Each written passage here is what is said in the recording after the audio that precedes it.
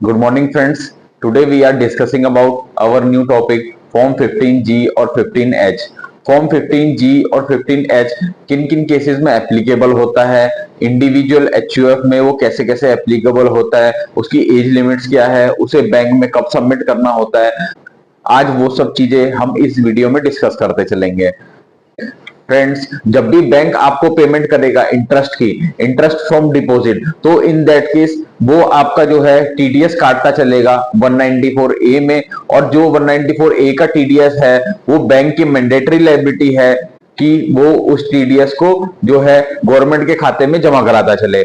अगर कभी भी बैंक आपको इंटरेस्ट की पेमेंट करेगा और आपका जो अमाउंट है टोटल इंटरेस्ट का, अगर वो 40,000 रुपीज से एक्सीड है in case of other than senior citizen, तो इन दैट केस वो आपका टीडीएस काटता चलेगा। और वही अगर बात करें सीनियर सिटीजन के केस में, तो वो जो लिमिट है आपकी 40,000 रुपए से बढ़ के जो है वो 50,000 रुपए की हो जाएगी। 50,000 रुपए से ऊपर अगर बैंक आपको पेमेंट करेगा तो उसे टीडीएस जो है आपका काट के मैंडेटरी गवर्नमेंट के खाते में जमा कराना मैंडेटरी है। अब इस केस में बैंक ने तो अपना जो टीडीएस है वो काट के जो है गवर्नमेंट के खाते में जमा करा दिया, पर हमारी कोई अदर इनकम तो है ही नहीं। फ्रेंड्स, अब इस केस में क्या हुआ कि बैंक ने जो है हमारा टीडीएस काट के गवर्नमेंट के खाते में जमा करा दिया। अब हम उस टीडीएस का रिफंड क्लेम कैसे करेंगे? अब अगर हमें उस टीडीएस का रिफंड क्लेम करना है तो हमें जो है इनकम टैक्स की रिटर्न मैंडेटरीली फाइल करनी पड़ेगी। फ्रेंड्स, अब हमारे पास दूसरा क्वेश्चन ये अराइज होता है कि हमारी कोई अदर इनकम तो है ही नहीं, हमारी जो टोटल टैक्स लायबिलिटी है वो तो कुछ है ही नहीं, तो इन दैट केस क्या फिर भी हमारा जो बैंक है वो हमारा जो टीडीएस काट के है वो गवर्नमेंट खाते में जमा कराएगा? तो आंसर है नो। अब हमारे पास पिक्चर में आता है फॉर्म 15G और 15H। 15G और 15H का रोल जो है वो हमारा यही पे अराइज होता है कि जो टोटल इनकम है वो बिलो एग्जेम्पशन लिमिट है, तो इन दैट केस आप फॉर्म G और फॉर्म H जो है वो फाइल कर सकते हैं।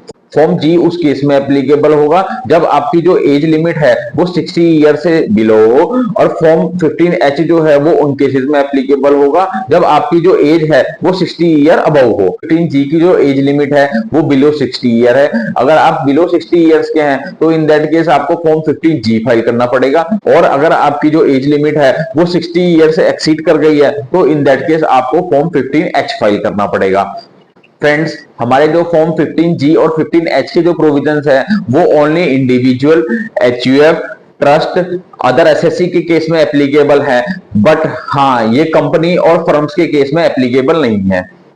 एक चीज और कि जो फॉर्म 15G और फॉर्म 15H है, कोई नॉन रेजिडेंट पर्सन अगर है तो इन दैट केस वो फॉर्म 15G और 15H जो है वो फाइल नहीं कर पाएगा इंडिया में। फॉर्म 15G और 15H एक तरीके का सेल्फ डिक्लेरेशन फॉर्म है जो एसएससी जो है अपने आप फिल करके बैंक वालों को देता है कि मेरी जो इनकम है वो बेसिक एग्जेम्पशन लिमिट से कम है, कृपया कर मेरा टीडीएस काट के गवर्नमेंट खाते में जमा ना कराएं।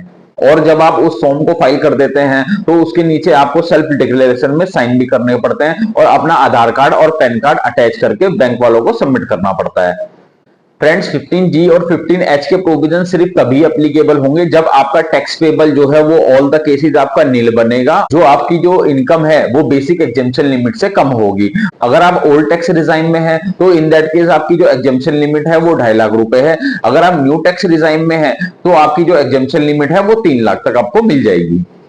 फ्रेंड्स, मेरे पास जो है बहुत से लोगों का कॉल आता है कि मैंने at the beginning of the financial year form 15G और 15H जो है वो अपना बैंक को सबमिट नहीं किया, तो इन दैट केस हमारे को क्या क्या रिलीफ अवेलेबल हो सकती है, क्या हमारा टीडीएस कटेगा कि नहीं कटेगा? तो इन दैट केस अगर आपने at the beginning of the financial year bank वालों को अपना फॉर्म 15G या 15H सबमिट नहीं किया है, तो इन दैट केस बैंक की तो फ्रेंड्स मैंडेटरी लायबिलिटी है कि उसको टीडीएस काट के जमा आपका कराना ही कराना है गवर्नमेंट के खाते में। और हाँ, अगर आपने at the beginning of the financial year form 15G या फॉर्म 15H जो है अपना बैंक को सबमिट नहीं किया है, अगर आप उस टीडीएस को क्लेम करना चाहते हैं तो आपको इनकम टैक्स की रिटर्न जो है अपनी फाइल करनी पड़ेगी और उस टीडीएस को क्लेम करना पड़ेगा। फ्रेंड्स, इसमें हमारे 2 केस और बनते हैं, वो बहुत ही इंपॉर्टेंट केसेस है। अगर आपकी एज बिलो 60 इयर्स है और आपकी इंटरेस्ट फ्रॉम डिपॉजिट की जो इनकम है वो 3 लाख रुपए है, और 3 लाख, और आपकी जो छूट है वो है आपकी 60,000 रुपए की छूट है। अगर हम इस केस में देखें 3 लाख रुपए में से अगर हम 60,000 रुपए की छूट दे दे तो हमारी 2,40,000 रुपए इनकम बनती है। इन दैट केस हमारी जो टोटल इनकम है वो 2,40,000 है, जो कि बिलो एग्जेम्पशन लिमिट है। बट इन दैट केस आप फॉर्म 15G जो है वो बैंक में सबमिट नहीं कर पाएंगे। क्यों? क्योंकि आपकी जो इंटरेस्ट फ्रॉम डिपॉजिट की जो इनकम है वो एक्सीड कर रही है आपकी एग्जेम्पशन लिमिट से। बट अगर यही केस होता कि आपकी जो एज है वो 60 ईयर से एक्सीड है और आपकी टोटल इनकम 3 लाख रुपए है, डिडक्शन आपके 60,000 रुपए हैं, और आपकी जो नेट टोटल इनकम बन गई वो बन गई 2,40,000 रुपए। 2,40,000 रुपए आपकी नेट टोटल इनकम बन गई। क्या इस केस में भी हम फॉर्म 15H फाइल कर सकते हैं? तो मेरा आंसर है यस। इन दैट केस आप फॉर्म 15H जो है वो फाइल कर सकते हैं। बेसिकली मेरा कहने का मतलब ये है, अगर आपका सिर्फ इंटरेस्ट फ्रॉम डिपॉजिट जो है वो एक्सीड कर जाता है एग्जेम्पशन लिमिट से और आपकी जो एज है वो बिलो 60 ईयर है, तो इन दैट केस आप फॉर्म 15G फाइल नहीं कर सकते हैं। बट अगर आपकी एज जो है वो एक्सीड कर रही है 60 ईयर से अबव, तो इन दैट केस आप फॉर्म 15H जो है वो फाइल कर सकते हैं। फ्रेंड्स, अगर आपको मेरी वीडियो नॉलेजेबल लगी हो, इंफॉर्मेटिव लगी हो, तो मेरे चैनल को लाइक, शेयर एवं सब्सक्राइब करें। धन्यवाद।